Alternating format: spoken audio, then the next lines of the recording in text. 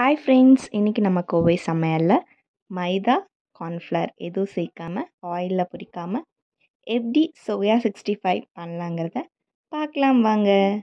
அதுக்கு ஃபர்ஸ்ட் நீங்கள் சுடுதண்ணியில் சோயாவை ஊற வச்சுக்கணும். 10 நிமிஷத்துக்கு ஊறினதுக்கப்புறம் தண்ணி இல்லாமல் நல்லா புழிஞ்சு தனியாக எடுத்து வச்சுக்கோங்க. கொஞ்சம் கூட தண்ணி இருக்கக்கூடாது.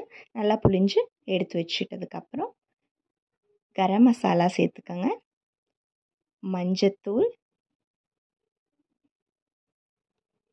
சிக்கன் கிங் மசாலா, சால்ட் தேவையான அளவு, காஷ்மீரி சில்லித்தூள், பெப்பர் தூள், ஆனியன்ஸ்,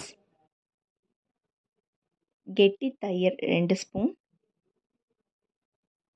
நல்லா சேர்த்துட்டு மேரினேட் ஃபார் 10 மினிட்ஸ். அதுக்கப்புறம் ஒரு கடாயில் 1 டேபிள் ஸ்பூன் நெய், ஆயில் கொஞ்சம் சேர்த்துக்கலாம். சேர்த்துட்டு மேரினேட் பண்ணியிருக்கக்கூடிய சோயாவை உள்ளே ஆட் பண்ணிக்கலாம். ஆட் பண்ணிவிட்டு நல்லா மிக்ஸ் பண்ணிக்கோங்க.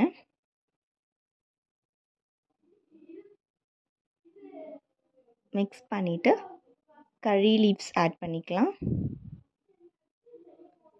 ஆட் பண்ணிவிட்டு நல்லா 10 நிமிஷத்துக்கு மிக்ஸ் பண்ணிக்கோங்க. அவ்வளோதான், நம்மளோட சோயா 65 இப்போ ரெடி ஆயிடுச்சு. இந்த வீடியோ உங்களுக்கு பிடிச்சிருந்துச்சுன்னா லைக் பண்ணுங்கள், ஷேர் பண்ணுங்கள், கமெண்ட் பண்ணுங்கள். மறக்காமல் கோவை சமையல் சேனலை சப்ஸ்கிரைப் பண்ணுங்கள். தேங்க்யூ ஃபார் வாட்சிங்.